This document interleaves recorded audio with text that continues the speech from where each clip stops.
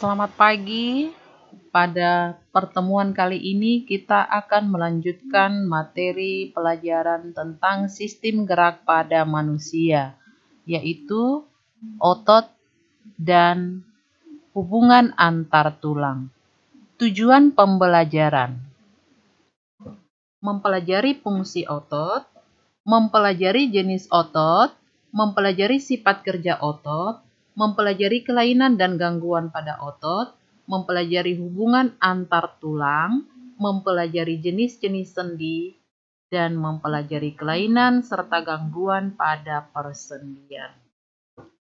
Otot. Otot disebut alat gerak aktif karena dapat berkontraksi, sedangkan tulang alat gerak pasif karena ototlah yang sebenarnya menggerakkan tulang, karena tulang menempel pada otot. Ciri-ciri otot bersifat kontraktibilitas, yaitu kemampuan memendek dari ukuran semula. Bersifat ekstensibilitas, kemampuan memanjang dari ukuran semula. Elastisitas, kemampuan kembali ke ukuran semula. Jenis-jenis otot. 1. Otot lurik. Otot lurik disebut juga otot rangka karena terdapat pada rangka. Ciri-ciri: memiliki garis gelap dan terang atau aktin dan miosin sehingga disebut otot serat lintang. Kerja otot lurik dikendalikan oleh otak, sering disebut otot sadar. Aktin dan miosin merupakan komponen penggerak otot. Berbentuk silinder dan memiliki inti di tepi. Otot rangka memiliki bagian tendon dan empal. Tendon yang melekat pada tulang diam disebut origo, sedangkan tendon yang melekat pada tulang yang dapat bergerak disebut insersio. Jika otot berkontraksi, maka empal akan memendek, membesar, dan mengeras, membuat tulang terangkat. Ini adalah gambar otot lurik. 2. Otot polos.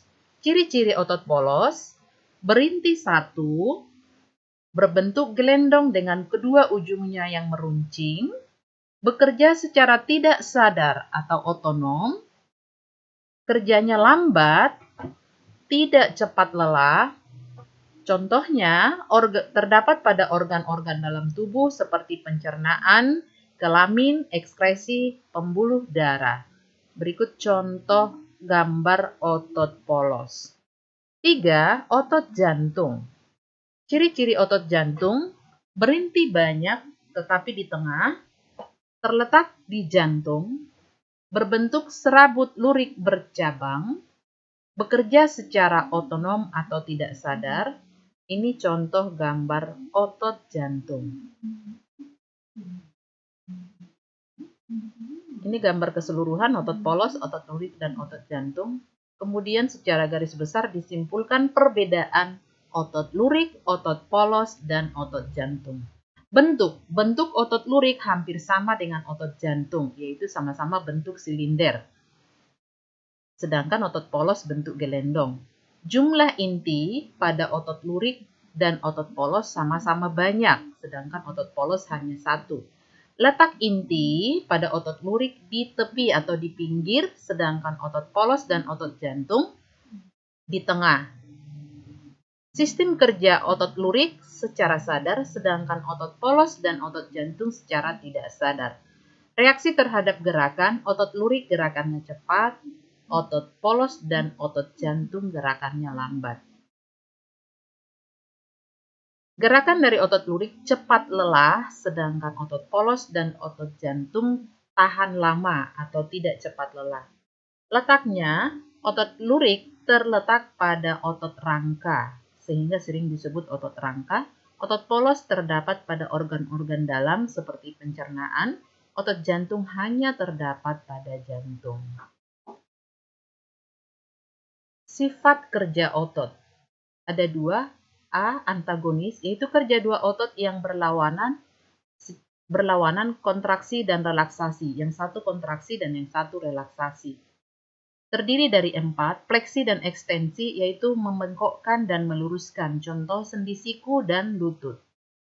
Abduksi dan aduksi, menjauhi dan mendekati badan. Contoh sendi lengan atas dan sendi paha. 3. Pronasi dan supinasi, menelungkup dan menengadah. Contoh membalikkan telapak tangan.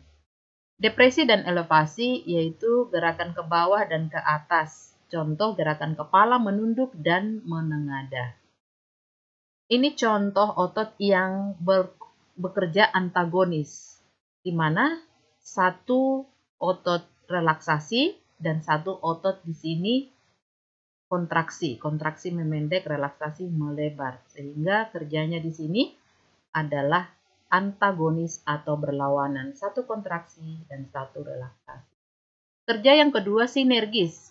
Kerja sinergis yaitu kerja dua otot yang saling bekerja sama. Sama-sama kontraksi dan sama-sama relaksasi. Contohnya otot pronator teres dan pronator quadratus yang menimbulkan gerakan menelungkup dan menengadah pada telapak tangan. Hubungan antar tulang. Hubungan antar tulang disebut artikulasi. Hubungan antar tulang yang memungkinkan pergerakan disebut persendian. Pembentukan sendi dimulai dari perbesaran kartilago, di mana kedua ujungnya dibungkus oleh jaringan ikat yang disebut kartilago artikulasi. Kedua ujung kartilago membentuk sel-sel tulang ke arah dalam atau tulang artikulasi. Kedua ujung tulang dan kartilago artikulasi dibungkus membran sinovial, di mana membran sinovial ini menghasilkan cairan sendi sebagai pelumas pada sendi sehingga tidak sakit saat digerakkan. Struktur sendi ada pada gambar berikut, di mana sendi itu terdiri dari dua atau lebih tulang, kemudian di antaranya ada tulang rawan, ada membran sinovial, dan ada mangkok sendi, serta ada rongga sendi yang berisi cairan sendi. Jenis-jenis sendi, sendi mati atau sinartrosis, merupakan hubungan antar tulang yang dihubungkan oleh serabut jaringan ikat sehingga tidak dapat digerakkan. Contohnya hubungan antar tulang tengkorak yang disebut sutura. Sendi kaku atau amfiartrosis merupakan hubungan antar tulang yang dihubungkan oleh kartilago sehingga memungkinkan gerakan tetapi terbatas.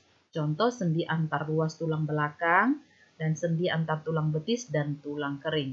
3. Sendi gerak atau diartrosis merupakan sendi yang tidak dihubungkan oleh jaringan ikat sehingga tulang dapat bergerak secara bebas. Sendi gerak tersusun dari mangkok sendi, bonggol sendi, di mana bonggol sendi masuk ke dalam mangkok sendi, pembungkus sendi atau ligamen yang membungkus bonggol dan mangkok sendi, dan cairan sendi atau cairan sinovial sebagai pelumas sendi. Sendi gerak ada 4 macam, yaitu sendi engsel, peluru, pelana, dan sendi putar. Bisa kita lihat pada gambar ini dan penjelasannya bisa kalian lihat di sini. Sendi putar, ujung tulang yang satu mengitari ujung tulang yang lain sehingga memungkinkan gerakan memutar. Contohnya sendi antara tulang atlas dan tulang leher yang memungkinkan kepala berputar ke kiri dan ke kanan. Sendi pelana. Sendi pelana, kedua ujung tulang membentuk sendi berbentuk seperti pelana kuda dan berporos dua. Contoh sendi tulang ibu jari antara tulang telapak dan ruas ibu jari tangan. Yang ketiga, sendi peluru. Sendi peluru memungkinkan terjadinya gerakan ke segala arah. Contohnya antara kedua ujung tulang berbentuk mangkok dan bonggol sendi, contohnya sendi antara gelang bahu dan tulang lengan atas, juga antara tulang paha dan gelang panggul. Yang keempat, sendi engsel, sendi yang salah satu tulangnya hanya dapat digerakkan ke satu arah. Contoh, lutut, siku, ruas antar jari.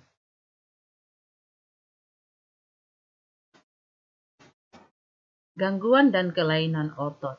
Atrofi, otot mereduksi atau mengecil sehingga tidak kuat untuk melakukan gerakan. B. Hipertrofi, otot membesar. C. Kram, yaitu kejang otot yang disebabkan oleh cuaca dingin atau aktivitas otot terlalu berat. D. Tetanus, penyakit yang disebabkan oleh Clostridium tetani. Gejalanya otot terus-menerus berkontraksi. E. Myasthenia gravis, otot melemah secara bertahap sehingga menyebabkan kelumpuhan bahkan kematian. Kelainan atau gangguan pada sendi. 1. Artritis eksudatif, yaitu radang atau iritasi pada sendi yang menyebabkan sendi terinfeksi atau bernanah. B. Artritis Zika, yaitu radang sendi yang menyebabkan cairan sendi menjadi kering karena kehilangan cairan sinovial. C. Dislokasi, yaitu bergesernya sendi dari kedudukan semula karena jaringan ligamennya sobek. D. Terkilir, tertariknya ligamen ke posisi yang tidak sesuai, tetapi sendi tidak bergeser. E. Ankilosis, yaitu persendian seolah-olah menyatu sehingga tidak dapat digerakkan. Demikianlah penjelasan materi tentang otot dan persendian. Semoga materi ini bisa kalian mengerti dan kalian pahami. Dan sampai jumpa pada pertemuan selanjutnya. Terima kasih.